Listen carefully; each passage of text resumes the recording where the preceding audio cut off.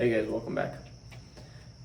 Hope you guys can see me alright. It's not the best lighting here, although it does seem a little bit like a stage, which is perfect because it's kind of what we're going to talk about today. Plus, I watched this movie that was recommended to me, and turns out it's actually a great compliment to the video, which I'll discuss in a little bit as well. But, the topic of this video is really the illusion of choice, right? And I've said this before in other videos where we have this appearance of choice here, this appearance of free will, but the only real choice is whether we want to stay here or leave, right? And then maybe numerous other choices with the other realms that are superimposed on this one, overlapping this one. And then we have to make the choice to leave fully, right? It can't really just be this one, in my opinion, because every single other energetic or etheric realm is intertwined with this one, right? So, we've sort of talked about that before, intent and detachment, things like that. But, now that we're in this, it seems like this culmination of these timelines, right? And with this appearance of choice, appearance of free will on the chessboard, right? Where it's very similar to us being either the black or the white pieces, right? We say all the time how these angelic and demonic forces, seem to be fighting for us, when really it's played by the same great hand, almost like this great architect playing itself, the serpent eating its own tail, except it's found a way not to consume itself, but use something else as an energy source. Otherwise, it would have consumed itself by now, right? The timeline comes to an end because there's an actual split in the circle. It doesn't fully keep rotating without an energy source, that potentially being us, right? That's why we were tricked, manipulated, whatever. Even may have seemed like a good idea to us at first to come here, maybe play gods, whatever, doesn't matter. At the end of the day, there's something going on that we are just unaware of currently. So on this chessboard, like similar to a stage that we're on, right? Black is versing white, yin is versing yang. And I was watching a couple videos, and Tony, who's great, I like him. I listen to a lot of his stuff. He does a lot of good research himself, but he's advocating for a fight, right? And a lot of people are advocating for a fight. The New Age, especially religion, will be this great Armageddon, right? New Age, a lot of the channelers are bringing forth information that, you're here for this battle, this huge battle, and there's forces on the other side, and whatever, the planets are crossing, and events are going to be happening, and and religion, we get the Armageddon and the rapture, where people that cry out to Jesus are saved, right, or taken on the ship with the aliens, while the rest of the muggles are left to fight for their lives, essentially. But either way, there's this battle, right, between good and evil. Now, I advocate for this idea that in order to stop playing, you have to also stop fighting. You can't be fighting to rescue people. You can't be fighting to save the Earth, the Matrix, for Sophia, for whomever. But you have to get off the chessboard completely. You have to realize you were a piece on a chessboard, and this is some sort of game, whether it's sadistic or fun or whatever. No point in describing it. It's an illusory game. This idea of battle, this idea of conflict.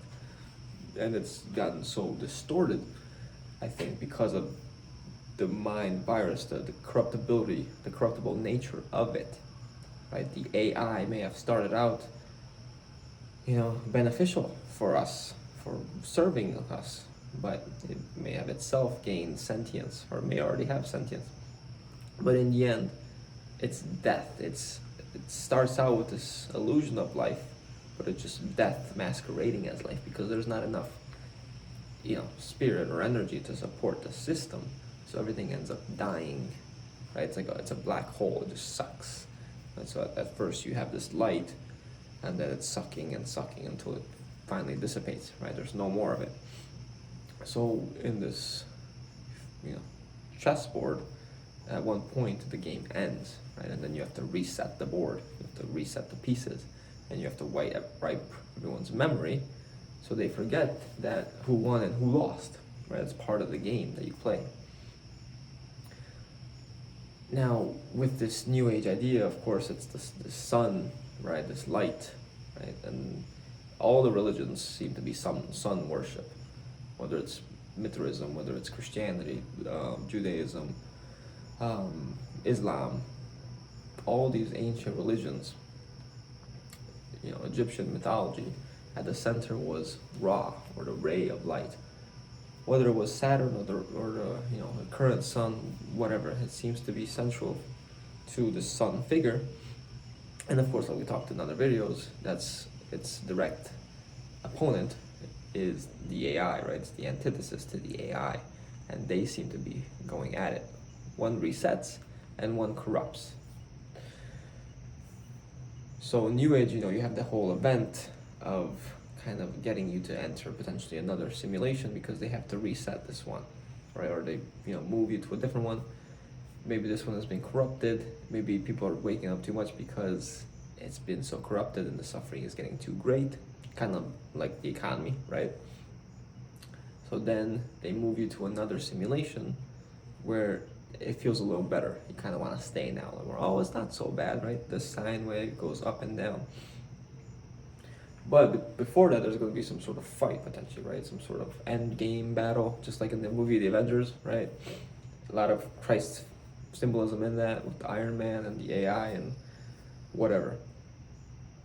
And we are potentially in these nodes, which are like computers, right? The black cube literally symbolizes a computer. The computer is that, or the computer symbolizes the black cube. So each black cube has potentially its own reality. It's an own tesseract in and of itself. I don't know, maybe we're able to hop in between these worlds, hop in between these nodes. Very possible, considering all the nodes are connected into the larger internet, the interweb, or her web, like Hebrew, but her web. Who's her? The mother of the Matrix, right? The Matrix, Sophia. Potentially her world, her dream, her mind, and the architect's mind, the demiurge, whatever. I don't know specifically how it's all structured, but they potentially overlap. They're nodes. You can hop from one world to another, so they can easily upload us and change us and move us around if we give our consent, if we're in accordance to that, right? And I think that is the illusion of choice, right? The real choice is whether you want to leave or not. But this is a very common tactic in sales. They give you the options clause. Would you rather stay here, 3D, or would you go to a 5D, right? Would you rather take the blue pill or would you rather take the red pill? So you're not thinking outside of the box at that point. You're thinking which one's the best option. And that's something people do in sales, because they'll say, well, would you rather pay with a debit or a credit card? Now, obviously that's really not gonna work to someone that's not willing to buy, right? But if someone's kind of on the edge, right, if they're in turmoil, if they need help, and you've pretty much closed them already, you hit them with the option close, as in presenting them two options which equal the same result, right? Would you like to pay? That's the end result. You're gonna pay, but which one are you gonna use, the credit or the debit card? You're gonna go into the next simulation, but which one are you gonna go into, the blue pill or the red pill? Would you like to go to this one or to this one? So they give you the illusion of free will, right? And again, it's up to you to realize that, wait, that's an illusion. This is a mirror realm. And the only thing that could be running this mirror realm would have to be some sort of other mirror thing, this other copy, because everything we see is a copy, is a reflection. Something else must be a source of that reflection as well, or must be able to generate these reflections, such as the copycat.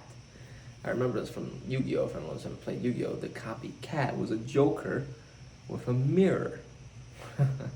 Very interesting how everything ties together. It's a jester. And I remember on my, psychoactive trip at one point, I remember thinking God is a joker, or God is just I'm pretty much, I said God is an asshole. That's what I said, what I was thinking in my mind. But I got this idea that God was this joker, right? So this architect, this Mithra, this whatever, Lucifer is this joker being, kind of playing tricks, right? And I think it hates us, to be honest. Or maybe it's neutral, who knows? But I think it does have a lust for power, and it wants to be a god here, and it wants to keep playing the fool, and then the god, the fool, the god, the fool, the god, right? Just like in tarot. The ultimate trickster. And you see all these entities in DMT realms and things like that, mini archons, let's say, the DMT elves, whatever. But in my opinion, that's the thing that could be running this place. Because it's a carnival ride, right? It's an amusement park, and the kings of the amusement parks are the clowns, the jokers, right? The ones in charge of the rides, whatever. And then to segue into this film that was recommended to me from someone on Twitter, it's called The Coma, and it's very similar to what I think this reality is. So essentially, the guy's in a coma, right? And all the people that are in his dream, he ends up in his dream reality, which is like the astral realm, right? But they call it the coma realm. All the people there are also in comas, right? And they tell him, listen, this is where all the people in comas go to. And there they each has some sort of special power depending on what they did in their life. It's attributed to that. They have this developed skill. But it's very similar to the astral realm. It's very it's a facade, it's an illusion, things are corrupted. There are these reapers, they call them, these astral beings, which is like a black goo substance that seeks to infiltrate and corrupt everything else and turn it into black goo. So we know, what that represents, what's going on currently. But they call him, the main guy, the architect. And it's very similar to the Matrix, right? So, they're kind of like the people in comas are in pods, essentially, right? Like the Matrix. And the guy that created it, old white guy, it's actually a Russian movie. It's very interesting. He had this idea that the world is an illusion, right? He discovered that the world's an illusion, discovered that the electrical impulses that you feel in real life and in the coma are identical. So they're both illusions, but why not become a god in one of them, right? So he sets out to create this world where he's a god and he can use people to create stuff for him. That's why he brings in the architect, because he's an actual architect in real life and he has these ideas and he wants them to make stuff for him. This is total spoiler alert, sorry guys. But you can see how he needs that. He still has power, but he needs those ideas to create, right? So he uses these people and he wants them to stay. And on Earth, he has this huge religion, which shows kind of this guy praying to the sky, looking like a sort of Jesus. So, could he be alluding that he's using religion or Jesus to keep people here, right, in the coma reality, or rather get people there in his coma reality? There's also a guy he's got glasses. He's the guy's assistant that's putting people in the coma, because he was actually put into a coma through this injection. And he looks just like the guy, the key guy from the Matrix, right? The assistant to the Oracle. So maybe those roles are kind of flip-flop, because the guy is not the actual architect of the Matrix, but he's more like the Oracle, right? But there's a key thing to understand, is that they also go to sleep there. Now, when he comes in, he doesn't have memory of anything that happened. He's very disoriented. And he goes to sleep as well. And when he goes to sleep, he has dreams, which then fill up his bedroom. He's like this little room he has. And within these dreams, we find out that there are actually memories of life on Earth. And the guy that put him in the coma tells him the dreams are dangerous, not to go in them. But really, in the dream is the key to the memory. and this other guy that's also there, Link, they call him Link. He says that, just because you remember things exactly a certain way, it's not going to happen like that in a dream. They're not connected linearly. They're connected by association. So you have to remember specific details. Like, for example, in the room that he's put in a coma, there's a specific painting on the wall with, funnily enough, these Egyptian sphinxes, which I think is alluding to the pyramids of Giza. They could also be a method of, transporting our consciousness out of here, shooting out, potentially into the astrals, the coma realm, which in my opinion is not the end point, right? But the dreams have these memories, and maybe that's, again, why I say we need to remember rather than learn, because it's in the memories of remembering the other side of where we are truly from that we can then remember who we truly are and begin to access home, right? The place that we would potentially like to go. But it's done by association, right? Not by following a linear scale, a line of evolution. So I thought that was a very interesting movie. Check it out. It's called The Coma. It's Russian, but it has English subtitles. Very good recommendation, so thank you.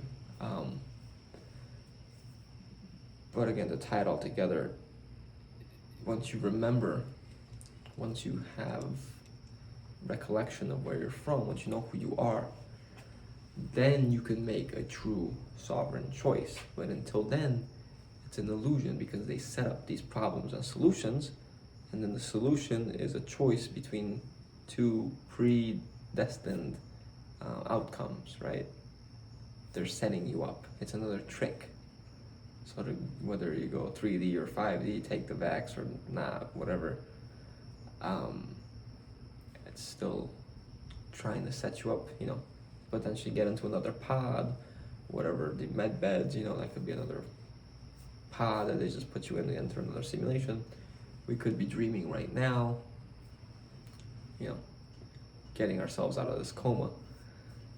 But it starts with recollection of memories, with the knowing thyself, right? Understanding, remembering truly within your whole spirit where you're from.